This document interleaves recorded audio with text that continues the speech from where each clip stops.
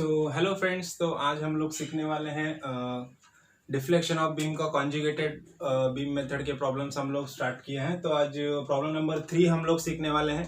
तो जैसे कि बोर्ड पे आप लोग को दिख रहा है, प्रॉब्लम का डायग्राम यहाँ पे गिवन है, डायग्राम दिया हुआ है हमको प्रॉब्लम में, और हमको पूछा क्या है कि हमको स्लोप एट पॉइंट सी निकालना है और डिफ्लेक्शन एट पॉइंट डी निकालना है ना।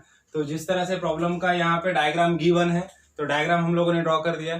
तो प्रॉब्लम को हम लोग स्टार्ट करते थे। सब में पहले क्या करते हैं हम लोग, प्रॉब्लम को पहला स्टेप क्या होता है कि हम लोग को ये जो बीम है, जो भी दिया हुआ है हम लोग को डायग्राम में ना, तो ये बीम को सिंपली सपोर्टेड बीम कंसीडर करना है। और सिंपली सपोर्टेड बीम के हिसाब से इसका रिएक्शन, सपोर्ट रिएक्शंस निकालना है। दो सपोर्ट है यहाँ पे ए सपोर्ट है, ये हमारा यहाँ पे हिंज सपोर्ट दिया है इसने, है ना, और बी सपोर्ट हम लोग को यहाँ पे रोलर सपोर्ट दिया है। ओके, तो ऊपर से कोई इंक्लाइंड फोर्स नहीं है तो ये दोनों का कुछ इफेक्ट नहीं गिरेगा, सिर्फ वर्टिकल रिएक्शन आएंगे। तो हम लोग को क्या करना है, सिंपली सपोर्टेड बीम कंसीडर करना है। उसके ऊपर ये दो लोड है, सिर्फ इतना कंसीडर करके हमको आर ए आर बी निकालना है और उसके हिसाब से बेंडिंग मोमेंट डायग्राम निकालना है ना। यहां तक हमको इसको सिर्फ सिंपल हमारा सिंपली सपोर्टेड बीम कंसीडर करना है। तो चलो स्टार्ट करते हैं। सब में पहले क्या करना है हम लोग को, इसको हटा दो, यहाँ पे रिएक्शन आ जाएंगे ना, यहाँ पे आ जाएगा हमारा सपोर्ट रिएक्शन, यहाँ पे आएगा आर ए, है ना, ये रहेगा आर ए यहाँ पे, है ना, और ये यहाँ से हटा दो, यहाँ पे क्या आ जाएगा, यहाँ पे आ जाएगा हमारा आर बी। ओके, तो अभी हमको आर ए आर बी निकालना है सिंपली सपोर्टेड बीम कंसीडर करके। ये ई आई 2 आई 3 आई ये कुछ भी नहीं देखना है। ओके, तो सिर्फ क्या करेंगे, सब में पहला स्टेप क्या होता है, summation of moment of forces about point A is equal to 0, clockwise positive, anti clockwise negative. A point से मोमेंट लेंगे 20 किलोन्यूटन का फोर्स, कैसे घूम रहा है, क्लॉकवाइज, तो क्या आ जाएगा 20 इंटू डिस्टेंस कितना है यहाँ से 3, उसके बाद 30 किलोन्यूटन का फोर्स, डाउनवर्ड फोर्स है, कैसे घूम रहा है, ये भी क्लॉकवाइज, तो प्लस 30 इंटू डिस्टेंस कितना हो गया 6, 3 + 3 6 हो गया है ना। उसके बाद ये आर बी अपवर्ड फोर्स है, कैसे घूम रहा है ए की तरफ, एंटी क्लॉकवाइज, तो क्या आ जाएगा यहाँ पे minus R B into distance कितना है 9 मीटर, ए टू बी डिस्टेंस कितना है 9 मीटर। ओके, इज इक्वल टू 0, है ना। तो यहां से हमको क्या मिल जाएगा, आर बी मिल जाएगा, सपोर्ट रिएक्शन आर बी मिल जाएगा। आर बी कितना आ गया हमारा, देखो आर बी मिल गया हम लोग को 26.67, है ना। तो ये मिल गया हमको आर बी का वैल्यू 67 किलो न्यूटन, है ना। तो ऐसे हमको आर ए निकालना है। तो क्या करेंगे, सेकंड स्टेप ऑफ इक्विलिब्रियम क्या रहती है, F of Y is equal to 0, क्या होता है, अपवर्ड फोर्सेस पॉजिटिव और डाउनवर्ड फोर्सेस नेगेटिव। अब अपवर्ड फोर्सेस कौन से, R A R B upward है और ये दो डाउनवर्ड है, तो क्या आ जाएगा R A plus R B की वैल्यू लिख दो 26.67, और डाउनवर्ड क्या है 20 और 30 डाउनवर्ड है, इसके लिए -30 इज इक्वल टू 0। यहां से हमको आर ए का वैल्यू मिल जाएगा, कितना आ गया आर ए 22.33 किलो न्यूटन। अब ये मिल गया हमको आर ए आर बी की वैल्यू मिल गई सिंपली सपोर्टेड बीम कंसीडर करके, है ना। तो आर ए मिल गया हम लोग को यहाँ पे 22.33 और आर बी मिल गया हम लोग को 26.67। ओके, दोनों का वैल्यू मिल गया। अब हमको क्या करना है, सिंपली सपोर्टेड बीम कंसीडर करके इसका बीएमडी निकालना है, बेंडिंग मोमेंट डायग्राम निकालना है। ओके, तो बीएम कैलकुलेशन स्टार्ट करते हैं हम लोग यहाँ पे, और बीएम डायग्राम भी बनाना है हम लोग को साथ ही साथ। तो यहाँ पे लिख देते हैं हम लोग बीएम कैलकुलेशंस। ओके, तो बीएम कैलकुलेशन का क्या कंसीडर होता है, बहुत ही सिंपल कंसीडरेशन है। क्या है, अपवर्ड जो भी फोर्सेस रहेंगे वो पॉजिटिव लेना है, और जो डाउनवर्ड फोर्सेस रहेंगे उनका मोमेंट नेगेटिव लेना है ना। भले ही पॉइंट के तुम लेफ्ट के देखो या राइट के देखो फोर्सेस, जैसे कि सिंपली सपोर्टेड बीम है तो कॉर्नर का मोमेंट 0 होता है, ए और बी दोनों पॉइंट का मोमेंट क्या होता है 0 होता है। तो यहाँ पे लिख देंगे हम लोग moment at point A is equal to moment at point B is equal to 0। अब बचा कौन सा पॉइंट, सी और डी का मोमेंट निकालना है हम लोग को। तो समय पहले लिखेंगे moment at point C is equal to, C के लेफ्ट के फोर्सेस देखेंगे, एक ही फोर्स है आ रहे, कैसा है, अपवर्ड है, अपवर्ड रहा तो मोमेंट क्या होता है पॉजिटिव। तो मैं यहाँ पे प्लस लिख दूंगा 22.33 इंटू 3, है ना। तो मोमेंट एट पॉइंट सी कितना आ गया, ये आ गया 70 किलो न्यूटन मीटर, बराबर। अब ऐसे ही मोमेंट एट पॉइंट डी लेना है। डी के हम लोग राइट के फोर्सेस देखते हैं, डी के राइट में एक ही है, डी के लेफ्ट में दो फोर्स है ना, तो राइट के देखते हैं एक ही फोर्स है ना। तो moment at point D is equal to D के राइट में आर बी है, कैसा है, अपवर्ड फोर्स है, अपवर्ड फोर्स है तो मोमेंट क्या होता है, पॉजिटिव है ना। यहाँ पे लिख दूंगा मैं 26.67 इंटू 3 है ना, इसका भी डिस्टेंस कितना है, डी से 3 है, तो इंटू 3, तो ये आ जाएगा हमारा 80 किलो न्यूटन मीटर है ना। तो मोमेंट एट पॉइंट सी और डी दोनों मिल गए अपने को, ए और बी तो हमारा 0 है। तो यहाँ पे हम लोग इसी तरह से बेंडिंग मोमेंट डायग्राम बना लेंगे। तो इसके लिए एक रेफरेंस लाइन बनाना है सब में पहले हम लोग को है ना, यहाँ पे पॉइंट को लोकेट कर दो, पॉइंट बी है, ये पॉइंट डी है और ये वाला लास्ट वाला पॉइंट हमारा B, A C D and B. तो मोमेंट एट पॉइंट ए और बी तो 0 है, सी पे कितना आ गया, सी पे आ गया मोमेंट 70, सी पॉइंट पे आ गया मोमेंट 70 और डी पॉइंट पे मोमेंट आ गया हमारा 80। अभी किधर यूडीएल वगैरह कुछ भी नहीं है, यूडीएल यूवीएल कुछ नहीं है, तो direct point two point joint करना है ना। यूडीएल रहा तो क्या होता है, कर्व आता है, बराबर।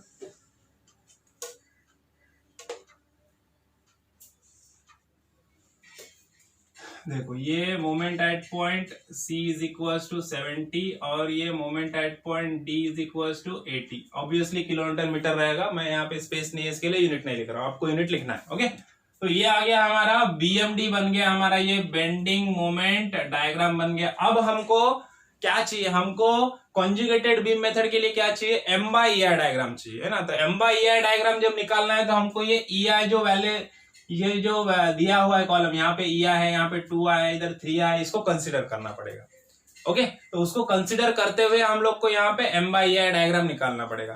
तो देखो अभी M/EI डायग्राम क्या होती है, उसके लिए डायग्राम निकालने के लिए सेम M/EI मतलब क्या, मोमेंट अपॉन EI की जो वैल्यू है उसको डिवाइड करना है उससे, मतलब ये जो बेंडिंग मोमेंट डायग्राम है इससे ही वो डायग्राम बनने वाली है, कोई एक्स्ट्रा कैलकुलेशन नहीं करना है हमको है ना। तो देखो अभी सब में पहले यहाँ पर रेफरेंस लाइन बना लेते हैं हम लोग M/EI डायग्राम के लिए, जैसे बेंडिंग मोमेंट डायग्राम के लिए बनाया था वैसा ही बनाना है सेम।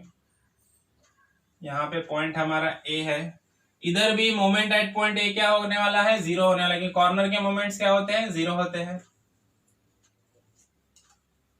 जैसी बेंडिंग मोमेंट डायग्राम है हमारी वैसी ही ये डायग्राम बनने वाली है, लेकिन इसमें थोड़ा सा चेंज होगा। क्या चेंज होगा मैं बताता हूँ। देखो अभी क्या होता है, जैसे कि हम लोगों ने देखा ये पॉइंट C और D, अब जो पॉइंट C और D है ये इंटरमीडिएट पॉइंट है। इंटरमीडिएट पॉइंट मतलब पॉइंट C के लेफ्ट में अगर आप देखोगे तो यहाँ पे EI है, लेकिन राइट में देखोगे तो इधर 2EI है ना। और वैसे ही सेम D पॉइंट के लेफ्ट में 2EI है और राइट में 3EI है ना। तो जब ऐसा I है, ऐसा अलग अलग वैल्यूज रहते हैं लेफ्ट और राइट में, तो यहाँ पे इस पॉइंट पे क्या आएगा, 2 वैल्यूज आएंगे मोमेंट के है ना। कैसे आएंगे वो देखते हैं हम लोग है ना। सब में पहले क्या करना है, सब में पहले लेफ्ट का वैल्यू देखना है, फिर राइट का वैल्यू देखना है। तो यहाँ पे 2 पॉइंट आएंगे C पे। अभी देखो C के लेफ्ट में क्या है, EI है, तो C का मोमेंट कितना है, 70। तो सिर्फ क्या करना है यहाँ पे हम लोग को एक सिंपल सी चीज करना है, बताता हूं। पहली जो वैल्यू मिलेंगी हम लोग को यहाँ पे, ये इसका वैल्यू क्या रहेगा, 70 अपॉन EI है ना। इसका वैल्यू क्या रहेगा, 70 अपॉन EI, मतलब यहाँ पे जो मोमेंट था 70, उसको हम लोगों ने लेफ्ट की वैल्यू जो थी EI उससे डिवाइड कर दिया है ना। अब दूसरी वैल्यू जो आएगी वो कौन सी आएगी, जो राइट वाला वैल्यू से डिवाइड करना है। मतलब यहाँ पे कितना मोमेंट है, 70, तो 70 किससे डिवाइड करना है, 2EI से है ना। तो यहाँ पे जो वैल्यू आएगी 70 डिवाइड बाई 2 है, 70/2 मतलब क्या हो जाएगा, 70 का हाफ हो जाएगा है ना। तो यहाँ पे हम लोग ऐसे लिख सकते हैं कि 70 डिवाइडेड बाई 2EI लिख दो है ना। या फिर क्या कर सकते हैं, 70 डिवाइड बाई 2 क्या हो गया, 70 डिवाइड बाई 2 क्या हो जाएगा, 35 है ना। तो यहाँ पे आप डायरेक्टली 35 डिवाइडेड बाय EI ऐसे भी लिख सकते हो है ना। तो थोड़ा सा ऊपर लिखना पड़ेगा, 35 डिवाइड बाय 2 है, मतलब 70/2 EI, तो 2 से डिवाइड कर दिया तो क्या बचा, 35 है ना। तो देखो अभी C पॉइंट का M/EI डायग्राम कंप्लीट हो गया, लेफ्ट की वैल्यू भी ले ली, राइट की वैल्यू भी ले ली। अब वैसे ही हम लोग को D पॉइंट का करना है। D पॉइंट पे मोमेंट कितना है, 80 है ना। अब D के लेफ्ट में क्या है, D के लेफ्ट में है 2EI है ना। तो पहली वैल्यू जो आएगी वो क्या आएगी, पहली वैल्यू आएगी कि 80 डिवाइडेड बाय क्या आ जाएगा, 2EI आ जाएगा है ना। तो 80/2 मतलब कितना होता है, 40। अब 40 क्या रहेगा, 40 35 से थोड़ा सा ऊपर रहेगा, बराबर। 35 से थोड़ा सा ऊपर रहेगा, सपोज यहाँ पे किधर है, इधर है ना, और थोड़ा ऊपर ले लेते हैं, यहाँ पे है 40 है ना। ये क्या वैल्यू है, ये वैल्यू है 80 डिवाइडेड बाय 2EI है ना। अब 80/2 मतलब क्या आ जाएगा, 80/2 मतलब 40 डिवाइडेड बाय EI आ जाएगा है ना। तो यहाँ पे हम लोग क्या लिखते हैं, 40/EI लिख देंगे है ना, बराबर। ओके, ये हो गई लेफ्ट की वैल्यू, डी के लेफ्ट की वैल्यू। अब डी के राइट में क्या है, डी के राइट में 3EI है, तो डी के राइट में 3EI है, तो यहाँ पे क्या आ जाएगा 80/3EI है ना। अब देखो 80/3 क्या आएगा, 80/3 की वैल्यू कितनी आती है, 80/3 की वैल्यू आ रही है 26.67/EI है ना। 80 को अगर हम लोग 3 से डिवाइड करते तो वैल्यू कितनी है 26.67 है ना। अब 26.67 35 से कम है, तो ये पॉइंट कहां पे आएगा, ये पॉइंट सीधा नीचे आ जाएगा, सपोज यहां तक आ गया है ना। तो यहाँ पे जो वैल्यू रहेगी ये कितनी रहेगी 26.67/EI, या फिर आप लिख सकते हो 80 डिवाइडेड बाय 3EI है ना, आपकी मर्जी, कोई भी वैल्यू लिख सकते हो। अब यहां से डायरेक्ट बी पॉइंट पे जाएंगे हम लोग, यहाँ पे बी पॉइंट पे ये डायग्राम जाके खत्म हो जाएगी ना। ये हो गया हमारा M/EI डायग्राम। इसको क्या बोलते हैं, इसको बोलते हैं M/EI डायग्राम है ना। डायग्राम के नाम से ही समझ में आता है, M मतलब मोमेंट्स पॉइंट के, उसको EI से हम लोग क्या करेंगे, सिर्फ डिवाइड करेंगे, तो जो डायग्राम मिलेगा उसको बोलेंगे हम लोग M/EI डायग्राम, बराबर। देखो अब M/EI डायग्राम बन गई। अब M/EI डायग्राम के जो एरियाज है, ये जो एरिया है ये बहुत काम का है, इसी को हमको यूज करना है आगे। तो इसको क्या करना है हम लोग को, इस एरिया को हमको यूजफुल मतलब स्टैंडर्ड एरियाज में कन्वर्ट करना है, जैसे रेक्टेंगल, ट्रायंगल, सर्कल है ना, ऐसे। तो ट्रायंगल रेक्टेंगल ही आएगा यहाँ पे, तो हम लोग को इसको ऐसा कट करना है कि ट्रायंगल और रेक्टेंगल में डिवाइड हो जाए ना।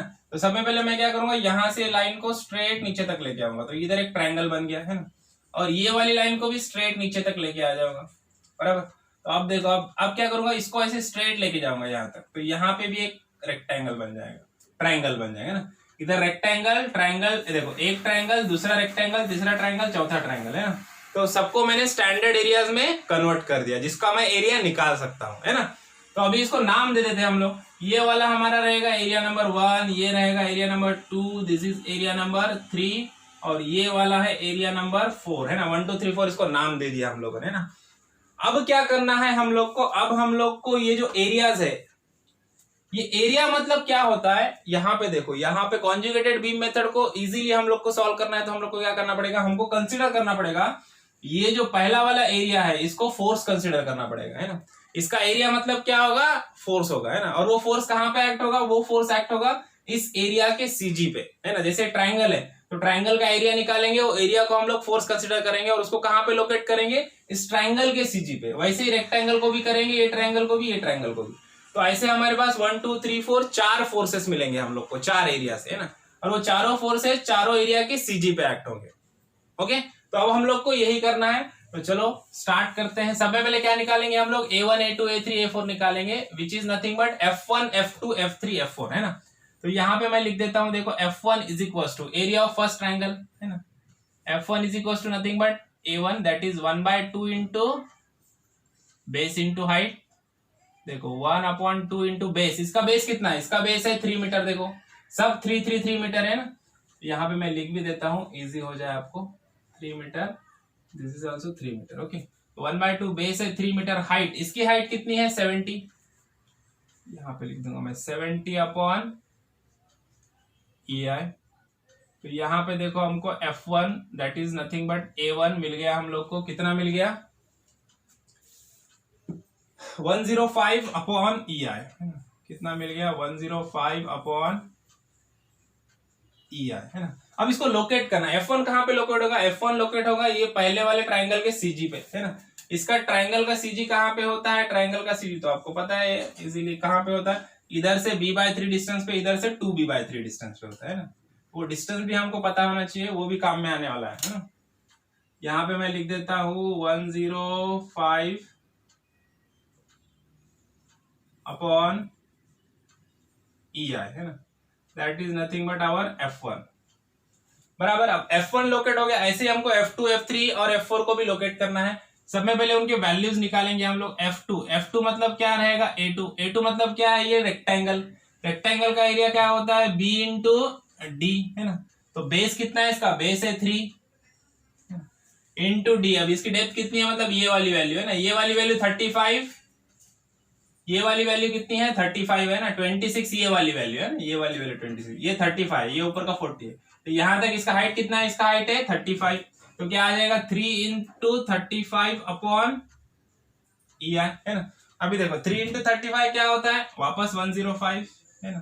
तो F2 इज इक्वल टू कितना आ गया, ये भी आ गया 105 अपॉन ई आई। देखो F1 F2 दोनों की वैल्यू सेम है, लेकिन लोकेशन अलग रहेगा है ना। हमको पता है रेक्टेंगल का सीजी कहां पे होता है, रेक्टेंगल का सीजी सेंटर में होता है, यहाँ पे है ना। इधर से b/2, इधर से b/2 डिस्टेंस है ना। तो यहाँ पे इसको लोकेट कर देंगे हम लोग। ये हमारा रहेगा F2, इसकी वैल्यू है 105 अपॉन ई आई। ओके, अब ऐसे ही हम लोग को निकालना है F3, that is equal to A3, जो ट्राइंगल है, तीसरा वाला ट्राइंगल, ऊपर वाला ट्राइंगल है ना। ट्राइंगल का एरिया का क्या फॉर्मूला है, 1/2 into base into height, that is 1/2 into base, base कितना है, बेस इसका भी 3 है, इंटू हाइट। अब ट्राइंगल की हाइट देखो, अब ये बहुत इंपॉर्टेंट है, ट्राइंगल की हाइट कितनी रहेगी, ट्राइंगल की हाइट यहाँ पे 40 नहीं है ना, ट्राइंगल की हाइट यहाँ पे 40 नहीं है ना। अभी ये वाला मैं मिटा देता हूँ, देखो 70 वाला वैल्यू मिटा देता हूँ, क्योंकि ये बहुत ज्यादा गंदा हो जाएगा, तो समझ में नहीं आएगा है ना। इसके लिए सिर्फ हम लोग अभी F1 F2 F3 के वैल्यू रखेंगे, बाकी के वैल्यू मिटा देंगे ताकि हमको इजीली समझ में आए है ना। अब मुझे बताओ ये वाला, अभी जो ये जो ट्राइंगल की जो हाइट है, हाइट मतलब ये वाला डिस्टेंस है ना। अब यहाँ पे क्या है पता है क्या, यहाँ पे इजीली समझने के लिए मैं इधर डायग्राम निकाल के बताता हूँ। देखो C2D की डायग्राम है ना, वो मैं इधर निकाल रहा हूँ। C2D में क्या है, C2D में एक रेक्टेंगल है, इसके ऊपर ऐसा एक ट्राइंगल है, बराबर। ये पॉइंट C और D, ये इतनी डायग्राम मैंने इधर निकाल दिया है ना। अब यहाँ पे देखो, यहाँ तक की वैल्यू कितनी है, यहाँ तक की वैल्यू है 35 और ये वैल्यू है 40 है ना। 35 अपॉन ई आई और ये 40 अपॉन ई आई, बराबर। 26 से नीचे वाली किसी भी डायग्राम देखो, ये 35, यहाँ पे 35 है, ये 40 है। ओके, तो अब देखो, अब ये हम लोग को ट्राइंगल का बेस जो है ये 3 मीटर है, मतलब ये 3 मीटर है, लेकिन हाइट अपने को इतनी चाहिए। अब यहां से यहां तक की जो वैल्यू है, ये जो टोटल वैल्यू है ये है 40 है ना, और यहां तक की जो वैल्यू है ये वाली है ना, ये कितनी है, ये है 35 है ना। तो अब मुझे बताओ, अब ये वैल्यू कितनी हो जाएगी, ये वैल्यू रहेगी, ये वाली वैल्यू कितनी रहेगी, ये रहेगी 40 माइनस 35, 40 माइनस 35 क्या आ जाएगा 5 अपॉन ई आई है ना। तो ये वाला जो हाइट रहेगा ट्राइंगल का, ट्राइंगल का हाइट कितना है 5 अपॉन ई आई है ना, कितना है 5 अपॉन ई आई है ना। 40 माइनस 35 करना पड़ेगा, तो ये हाइट कितना मिलेगा 5 मिलेगा है ना। तो समझ में आया ट्राइंगल का हाइट कितना है, ट्राइंगल का हाइट है हमारा 5 है ना, दैट इज ये 35 में से ये 40 को माइनस कर देना है, यहाँ पे आ जाएगा 5 अपॉन ई आई, बराबर। तो यहाँ पे हम लोग को F3 का वैल्यू मिल जाएगा, F3 का वैल्यू कितना मिल गया, इट इज 7.5 अपॉन ई आई। अब इसका भी इसको भी लोकेट करना है हम लोग को, इसको भी लोकेट कर देंगे। सब में पहले ये वैल्यू मैं मिटा देता हूँ जो हमारे अभी काम में नहीं आने वाले है ना, ये और ये 40 को मैं हटा देता हूँ यहाँ से ना। अभी हम लोग को क्या क्या काम में आने वाला है, सिर्फ F1 F2 F3 और F4 है ना। अभी यहाँ पे इसका लोकेशन रहेगा किधर, ये रहेगा हमारा F3, that is 7.5 upon E I. Okay okay, अब देखो, अब हम लोग को क्या बचा, अब हमारा बचा F4 है ना। अब F4 को निकालने के लिए हम लोग क्या करेंगे, F4 को निकालने के लिए वापस वही F4 मतलब क्या रहेगा, that is equal to A4। A4 का एरिया क्या है, ट्राइंगल है, 1/2 base into height, that is 1/2 base तो सबका सेम है 3 मीटर है ना, बेस हर एक का सेम है 3 मीटर। और इसकी हाइट कितनी, इसकी हाइट है 26.67, तो कोई प्रॉब्लम ही नहीं है इसमें, 26.67 अपॉन ई आई। ओके, जो भी मतलब ये यहां से जो ट्राइंगल चालू होगा एकदम बेस लाइन से, उसका कोई टेंशन नहीं, उसका डायरेक्टली हाइट रहता है हमको। लेकिन ऐसा जो ट्राइंगल होता है जो ऊपर से चालू हो रहा है, तो वहां पे अपने को माइनस करना पड़ता है ना, ये याद रखना। तो यहाँ पे इसका वैल्यू मिल जाएगा हम लोग को, F4 का वैल्यू कितना आ गया, F4 आ गया 40 अपॉन ई आई। अब F4 को लोकेट कर देंगे हम लोग, F4 भी कहां पे आ जाएगा, F4 भी आ जाएगा CG पे, किसके CG पे, ये ट्राइंगल के CG पे। ये ट्रायंगल का सीजी कभी भी कहाँ पे होता है, ये वर्टिकल लाइन के नजदीक होता है। ये जो ट्रायंगल की वर्टिकल लाइन होती है ना, उसके नजदीक रहेगा कभी भी।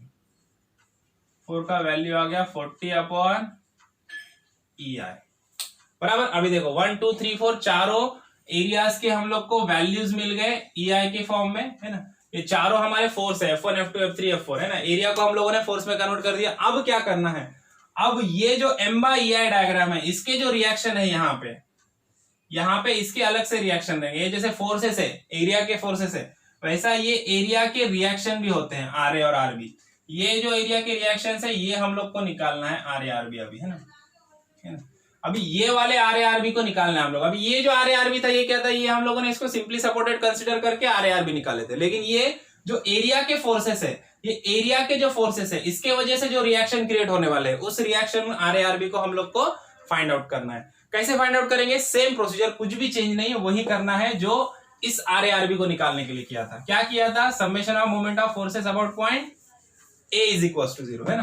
तो सब में पहले क्या करना है हम लोग को, summation of moment of forces about point A is equal to 0, clockwise positive and anti clockwise negative.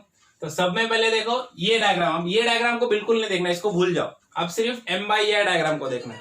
यहाँ पे देखो, यहाँ पे ये पहला वाला फोर्स अपना कौन सा वाला फोर्स है, F1, कैसा जा रहा है, डाउनवर्ड, है ना, डाउनवर्ड जा रहा है। कैसे घूमेगा ये A पॉइंट की तरफ, क्लॉकवाइज, तो क्या आ जाएगा, पॉजिटिव, है ना। तो F1 की वैल्यू कितनी है, 105/EI। अब देखो, अब इसका डिस्टेंस कितना रहेगा, अब ये ट्रायंगल है, ट्रायंगल के सीजी पे है, तो यहां से डिस्टेंस कितना होता है। देखो ट्रायंगल का एक मैं सिंपल सा डायग्राम निकाल के आपको समझा देता हूँ। ट्रायंगल का जब भी कोई फोर्स रहेगा, ये फोर्स है सपोज यहाँ पे, है ना, ये F1 है सपोज, है ना। तो ये वाला जो डिस्टेंस होता है यहाँ से, है ना, ये कॉर्नर पॉइंट जो होता है ना इसका, ये यहाँ से जो डिस्टेंस होता है, ये क्या होता है, 2B/3, है ना। और ये वाला जो डिस्टेंस होता है, ये वाला होता है B/3, है ना। अब यहाँ पे B क्या है, बेस इसका कितना है, 3 है, इसका भी बेस 3, इसका भी बेस 3, इसका भी बेस 3, सबका बेस क्या है, 3 है। तो क्या आ जाएगा, 2 × 3/3, और यहाँ पे क्या आ जाएगा, 3/3, है ना। तो ये याद रखना। अब ये पहला वाला ट्रायंगल, यहां से इसका डिस्टेंस कितना हो जाएगा, 2B/3, मतलब कितना हो जाएगा, मतलब 2 × 3/3, है ना। ये हो गया इसका डिस्टेंस, बराबर। अब देखो, अब दूसरा वाला फोर्स F2, ये भी डाउनवर्ड है, कैसे घूम रहा है, क्लॉकवाइज, है ना। तो यहाँ पे क्या आ जाएगा, प्लस F2 की वैल्यू भी सेम है, 105/EI। अब इसका डिस्टेंस क्या हो जाएगा, ये रेक्टेंगल है, रेक्टेंगल कहां पे, रेक्टेंगल का सीजी कहां पे था, सेंटर में। ये 3, A पॉइंट से कितना डिस्टेंस रहेगा, 3 प्लस ये 3/2, है ना, कि 3 के हाफ में रहेगा सीजी इसका, क्योंकि ये ट्रायंगल है, ट्रायंगल नहीं है, रेक्टेंगल है ना। तो इसका सीजी कहाँ आ जाएगा, इसका सीजी आ जाएगा 3 + 3/2, बराबर। आगे वाला कैलकुलेशन नीचे लेते हैं हम लोग। देखो नेक्स्ट वाला प्लस अगेन, है ना। अब वाला कौन सा आएगा, फोर्स F3, डाउनवर्ड फोर्स है, कैसे घूम रहा है, क्लॉकवाइज, तो प्लस आ गया। F3 की वैल्यू कितनी है, 7.5/EI इनटू इसका डिस्टेंस कितना रहेगा। अब देखो ये 3 है, तो यहां पे पहले 3 लिख दो, प्लस अब यहां से ये डिस्टेंस कितना रहेगा, वापस ये ट्रायंगल ऐसा ही है सेम, ये डिस्टेंस कितना है, 2B/3, तो यहां पे भी ये डिस्टेंस क्या हो जाएगा, 2B/3, और बेस भी इसका 3 है ना। तो क्या आ जाएगा, 2 × B कितना है, base 3/3। Okay, again plus, downward force है, कैसे घूम रहा है, क्लॉकवाइज, तो प्लस आ गया। F4 वैल्यू कितनी है, देखो 40, क्या आ जाएगा, 40/EI, है ना, इनटू अभी डिस्टेंस। अभी देखो इसका डिस्टेंस कितना रहेगा, देखो यहां तक कितना डिस्टेंस है, 6 है, 3 + 3 6, तो यहां पे लिख दो पहले 6 प्लस, है ना। अब ये डिस्टेंस कितना रहेगा, ये यहाँ पे वर्टिकल लाइन है, देखो ट्रायंगल की वर्टिकल लाइन इधर है ना, तो यहां से सीजी तक का डिस्टेंस क्या होता है, B/3, मतलब 3/3, है ना। तो यहाँ पे क्या आ जाएगा, 6 + 3/3। ओके, अब लास्ट वाला फोर्स बचा है हमारा RB, कैसा, अपवर्ड फोर्स है, कैसे घूमेगा, ऐसे घूमेगा, ऊपर से आएगा, है ना, एंटी क्लॉकवाइज, है ना। अब एंटी क्लॉकवाइज मतलब क्या आ जाएगा, माइनस, यहाँ पे नीचे लिखता हूं मैं, देखो माइनस RB × 9, कितना डिस्टेंस है A to B का, टोटल डिस्टेंस है हमारा 9, है ना। तो ये टोटल डिस्टेंस RB हमारा 9 मिल गया, A to B का 9 डिस्टेंस, है ना। तो ये हो गई हमारी इक्वेशन मोमेंट की, बराबर। अब यहां से हम लोग को RB की वैल्यू मिल जाएगी, इसको कैलकुलेट करो प्रॉपरली, अच्छे से कैलकुलेट करना। आरबी की वैल्यू हम लोग को मिल जाएगी। आरबी कितना मिल गया? आरबी मिल गया हम लोग को, किधर गया?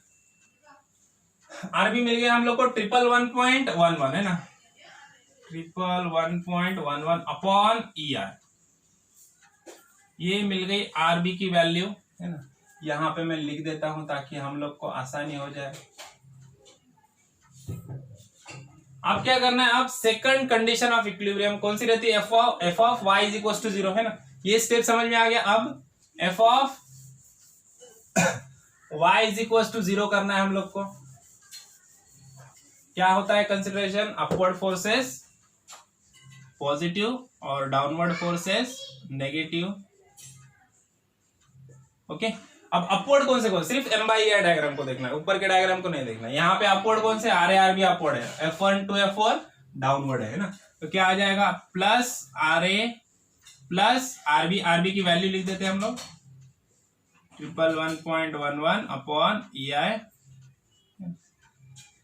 बाकी की जो F1 F2 F3 F4 कैसे डाउनवर्ड है, तो डाउनवर्ड क्या लेंगे हम लोग? माइनस, क्या आ जाएगा? Minus 105 upon EI, again minus 105 upon EI, minus 7.5 upon EI, और माइनस लास्ट का कौन सा है? 40 अपॉन EI है ना। इज इक्वल टू क्या है? 0 है ना। तो इज इक्वल टू यहाँ पे 0 आ जाएगा, बराबर। तो अब यहां से हम लोग को क्या मिलेगा? RA का वैल्यू मिल जाएगा। RA का वैल्यू कितना आ गया? RA का वैल्यू आ गया 146.39, 146.39 अपॉन EI है ना। कैलकुलेशन एकदम अच्छे से करना है, कैलकुलेशन में गड़बड़ नहीं करना। ओके, तो ये वाला वैल्यू मिल गया हम लोग को 146.39 upon EI। Okay, RA RB दोनों के वैल्यू मिल गए हम लोग को। अब हम लोग क्या करेंगे? क्या पूछा है ये देखना है। यहां तक का कैलकुलेशन हर एक प्रॉब्लम के लिए कॉन्जुगेटेड बीम मेथड के सेम रहेगा। तो सिंपली सपोर्टेड बीम रहेगा तो कैंटिलीवर रहेगा तो भी ऐसा ही कैलकुलेशन है, थोड़ा सा चेंज है जस्ट। ओके, तो यहां तक का कैलकुलेशन हर एक प्रॉब्लम के लिए सेम रहेगा। इसके बाद देखना है कि पूछा क्या है ना। अब हम लोग को क्या पूछा है प्रॉब्लम में? प्रॉब्लम में हम लोग को पूछा है कि भाई हम लोग को स्लोप और डिफ्लेक्शन निकालना है। किस किस पॉइंट का निकालना है? देखो यहाँ पे बोला है थीटा सी मतलब सी पॉइंट का स्लोप निकालना है, और वाई डी मतलब डिफ्लेक्शन एट पॉइंट डी निकालना है। देखो स्लोप एट पॉइंट सी, देखो कॉन्जुगेटेड बीम मेथड में स्लोप मतलब क्या होता है? थीटा एट पॉइंट सी मतलब क्या होता है? Shear force at point C है ना।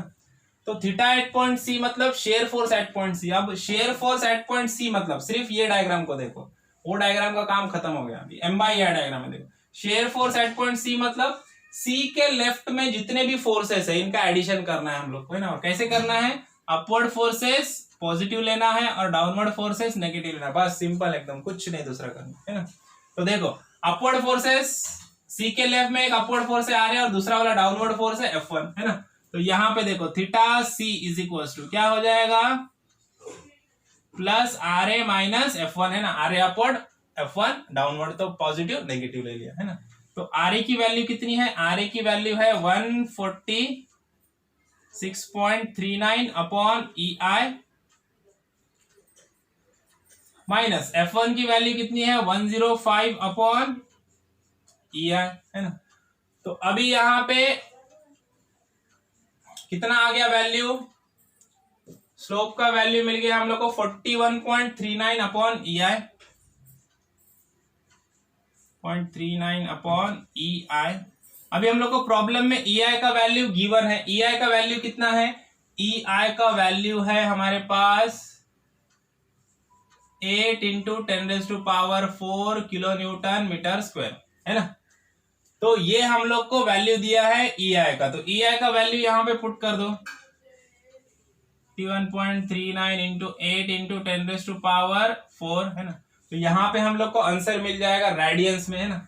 तो slope at point C that is SF at point C is equal to कितना मिल गया? 0.00052 रेडियन है ना,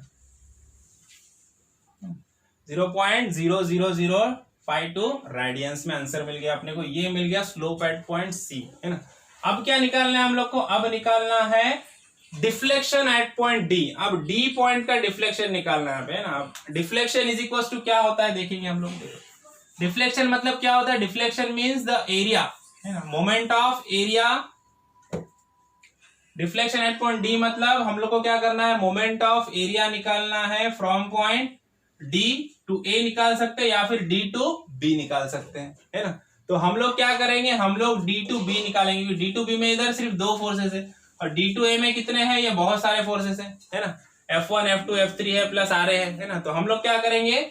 डी से बी तक का इसका मोमेंट लेंगे हम लोग, है ना। तो यहाँ पे हम लोग को डिफ्लेक्शन मिल जाएगा। देखो अभी Y D is equal to deflection at point D is equal to क्या होता है? ये मोमेंट ऑफ, ऐसा लिखने का यहाँ पे, moment of area of m upon E I diagram, है ना, बिटवीन कौन से पॉइंट ले सकते हैं हम लोग? डी टू ए ले सकते हैं या फिर डी टू बी ले सकते हैं। डी टू बी छोटा है, कम फोर्सेस है, तो वो ले लेंगे हम लोग, है ना। Between D to B, D to B का जो एरिया है, ये डी टू बी का जो एरिया है, इसके जो फोर्सेस है, इसका मोमेंट लेना है हम लोग को। लेकिन किस पॉइंट से लेना है? कौन से पॉइंट का मोमेंट निकालना है? डिफ्लेक्शन निकालना है डी पॉइंट का। तो क्या लेंगे? About point,